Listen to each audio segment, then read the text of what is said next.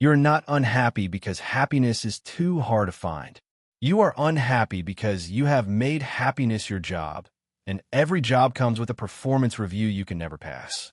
Most of us were taught quietly and early that life is a project with one central objective: to feel good. If you feel good, you're doing it right. If you don't, you're falling behind. And so we begin to watch ourselves the way a nervous manager watches a wavering stock price, checking, adjusting, optimizing, trying to keep the inner graph trending upward. The promise of this video is simple. If you have been chasing happiness and feeling oddly emptier with every new improvement, you will leave with a different aim. One that does not depend on mood, luck, praise, or perfect circumstances. You will see why the pursuit itself becomes a trap, and how a Stoic approach can give you something quieter and stronger than happiness: steadiness, freedom, and a kind of peace that does not need to be entertained. Here is the hard truth we avoid. The more you demand that life feel good, the more life feels like a threat. Because life is not designed to cooperate with your feelings. It changes. It resists. It surprises. It takes. And when your definition of success is, "I should be happy," then every ordinary day becomes evidence that something is wrong. A deeper reflection follows from this. Happiness, when treated as a target, becomes a form of anxiety. It is no longer a byproduct of living. It becomes a verdict on living.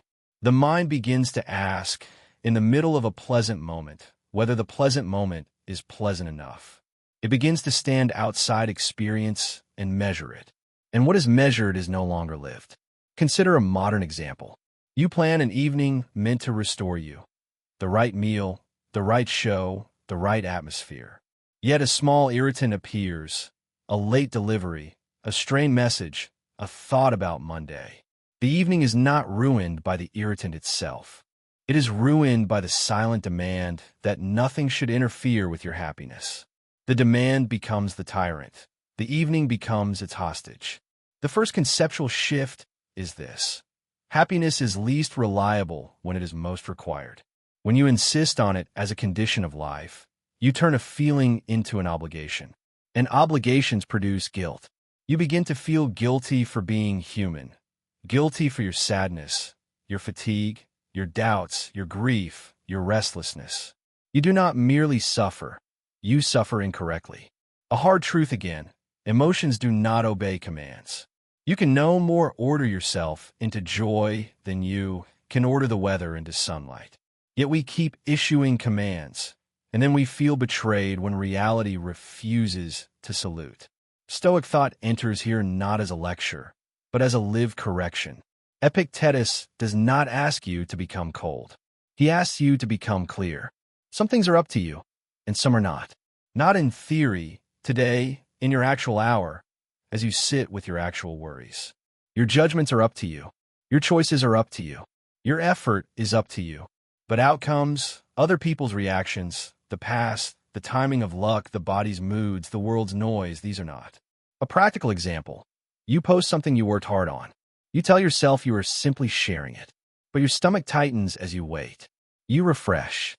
You interpret silence as rejection, attention as proof, praise as relief. Notice what happened. You did not merely want to express yourself. You wanted to secure happiness by controlling the verdict of others. And because you cannot control it, you place your peace on a leash held by strangers. Here is the reversal. The problem is not that you want happiness. The problem is that you want happiness to be guaranteed. You want it on demand, insulated from uncertainty. Yet uncertainty is the atmosphere of life. The more you try to remove it, the smaller your life becomes.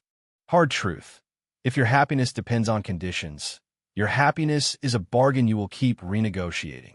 You will say, "When I have the relationship, I'll be happy." Then you have it, and you say, "When the relationship is effortless, I'll be happy." Then it becomes effortful, as all relationships do, and happiness moves again like a mirage with excellent timing. Deep reflection: this is not because you are weak. It is because the mind is restless by design. It adapts quickly. What once felt like a miracle becomes a baseline. A new desire rises, not because life is cruel, but because the mind is built to scan for what is missing. If you ask that mind to deliver permanent satisfaction, you have asked a compass to become a destination. A modern example: you finally reach a goal you imagined would change you.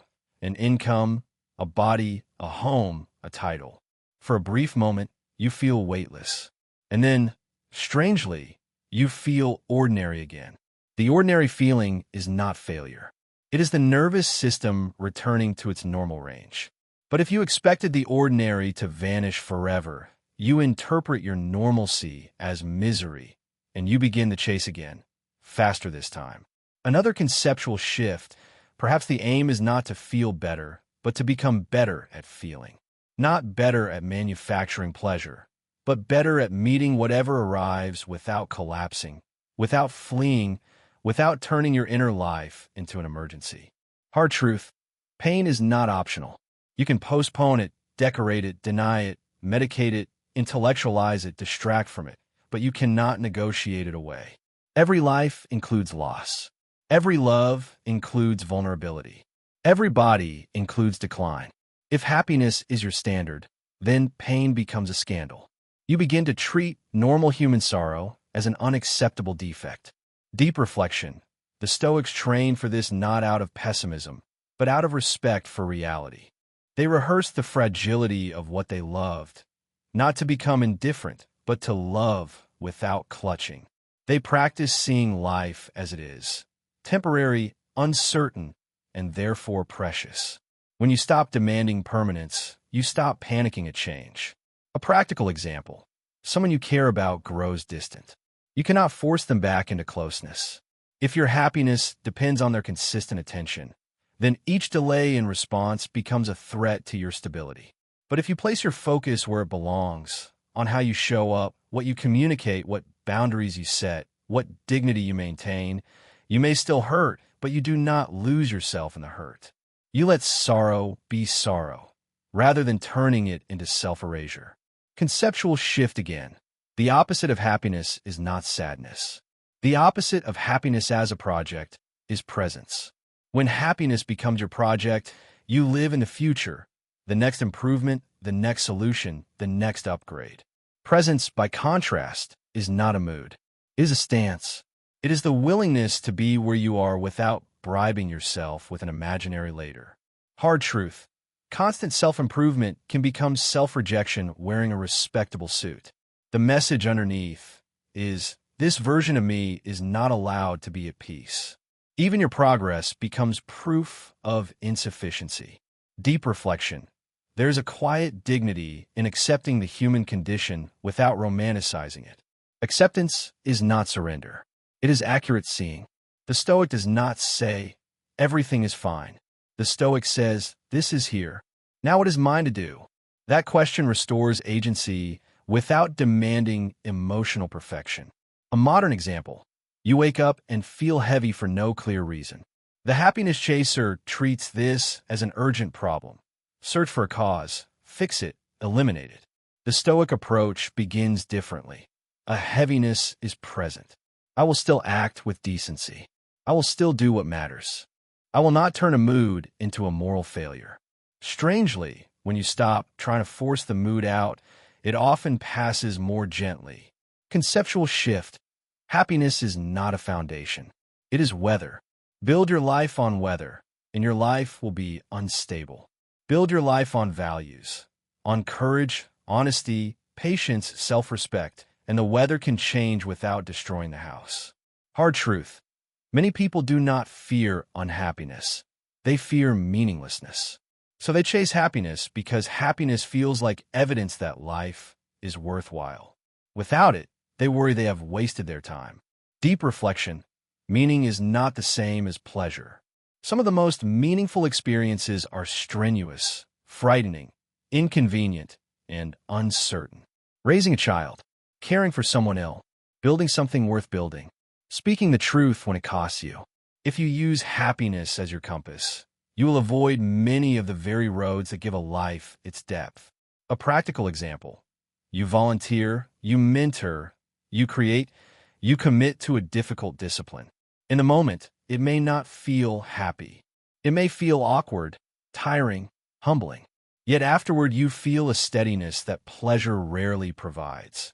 The sense that you were aligned with something larger than your comfort. That steadiness is closer to peace than most people realize. Another reversal. You do not need a happier life. You need a life you do not need to escape from.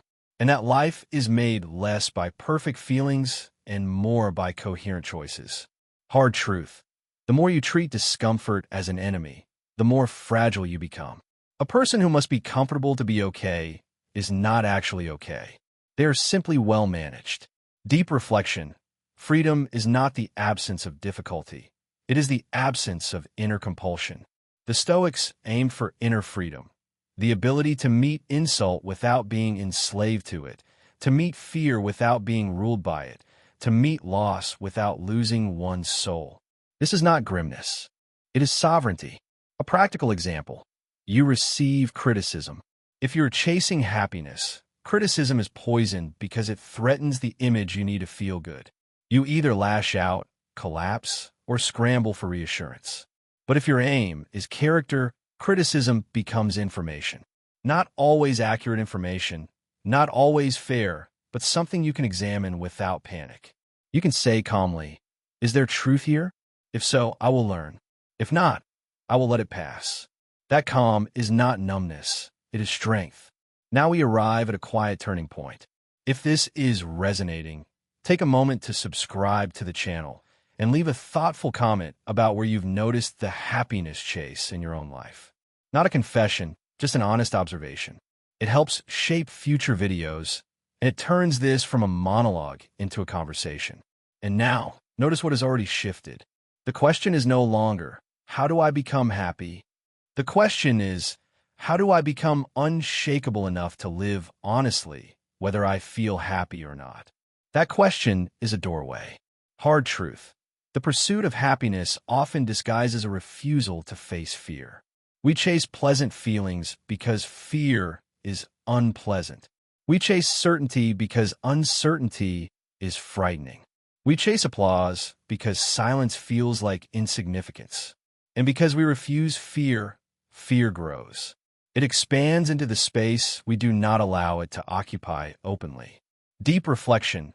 Fear, when met directly, is rarely as large as it seems from a distance. It thrives on avoidance and vague imagining. The Stoic practice is not to eradicate fear, but to make it specific, to bring it into the light of reason. What exactly am I afraid of? What would it mean if it happened? What would still remain within my power if it did? This is not negative thinking. It is mental honesty, the kind that returns you to reality. A practical example. You hesitate to apply for something because you fear rejection. So you soothe yourself with small pleasures, telling yourself you will do it later when you feel ready. Yet readiness, in this sense, is a mirage. The avoidance feels like comfort, but it quietly erodes self-respect. Over time, the greater misery is not the rejection you avoided. It is the life you did not attempt. Conceptual shift. Happiness is not what you need in the face of fear. You need courage. Happiness is a reward you cannot demand. Courage is a practice you can choose. Hard truth. Modern life trains you to confuse stimulation with aliveness. When you feel empty, you reach for noise. But noise does not fill emptiness. It covers it, the way music in a store covers the silence that might make you notice your own thoughts. Deep reflection. Inner peace is not the absence of thought. It is the absence of war with thought. A peaceful mind still has problems. It still plans, remembers, anticipates. But it no longer treats every discomfort as an emergency. It no longer believes that every uneasy feeling must be solved immediately.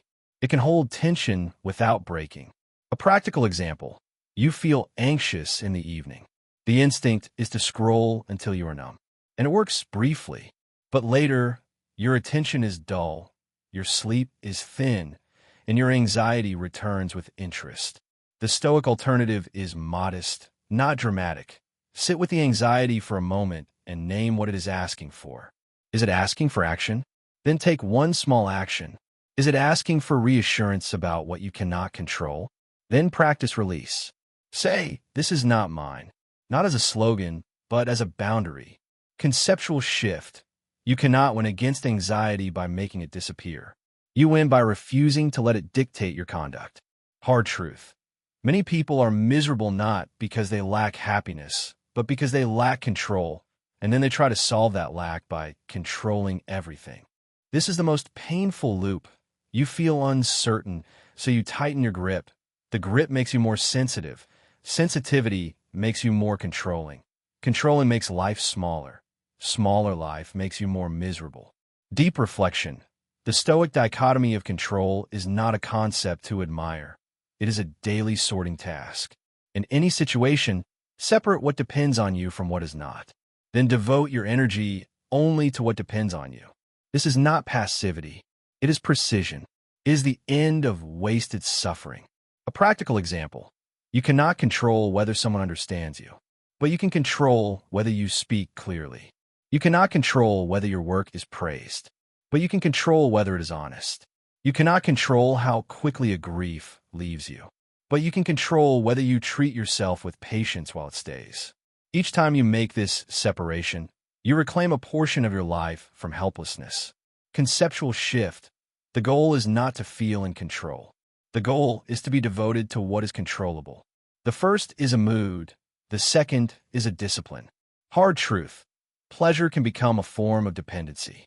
Not only addiction in the dramatic sense, but the quieter dependency of, "I cannot tolerate myself without a treat." When pleasure becomes medicine, you begin to fear ordinary life. Ordinary life starts to feel like withdrawal. Deep reflection. The Stoics spoke often about temperance, not as moral austerity, but as liberation from compulsion. To be free is to be able to enjoy without needing. To be free is to be able to abstain without feeling deprived. Compulsion is the true poverty because it means your well-being is always rented, never owned. A practical example. You decide to take a walk without headphones. At first it feels empty. Then it feels slightly uncomfortable. Then it feels alive in a quieter way. You notice the mind reaching for stimulation like a hand reaching for a railing. You begin to see how often you are not seeking joy, but avoiding silence. And slowly, you discover that silence is not your enemy.